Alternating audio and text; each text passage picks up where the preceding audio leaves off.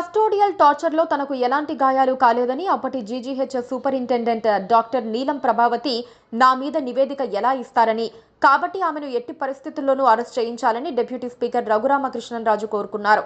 కానీ ఆయన ఆశ నిరాశ అయ్యింది. సుప్రీంకోర్టులో ఆమెకు పూర్తి స్థాయిలో బెయిల్ లభించింది. రఘురామ కేసులో ఇప్పటికే ఆమె విచారణకు హాజరయ్యారు.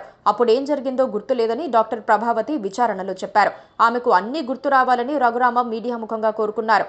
కానీ డాక్టర్ ప్రభావతి విషయంలో రఘురామ కోరుకున్నవేవీ జరగకపోవటం ఆయనకు తీవ్ర నిరాశ మిగిల్చింది.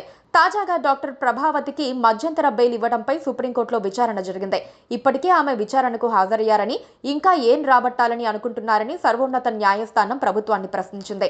చివరికి ఆమెకు పూర్తి స్థాయిలో బెయిల్ ఇస్తూ సుప్రీంకోర్టు ఆదేశాలివ్వటం విశేషం. ఈ పరిణామం ముమ్మాటికి రఘురామకు తీవ్ర వేదన కలిగించేదే.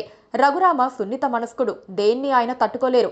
ప్రభుత్వంలో ఉన్నప్పటికీ తన కేసులో అలసత్వాన్ని ఆయన బహిరంగంగా విమర్శించిన సంగతి తెలిసిందే.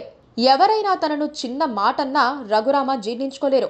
ఇటీవల సిపిఎం రాష్ట్ర కార్యదర్శి శ్రీనివాసరావుపై ఏ విధంగా నోరు పారేసుకున్నారో చూశాం. ఈ విషయంలో రఘురామ తీవ్ర విమర్శలు ఎదుర్కొన్నారు. నోటికి హద్దు అదుపు లేకుండా రఘురామ మాట్లాడటమేంటనే నిలదీతలు ఎదురయ్యాయి.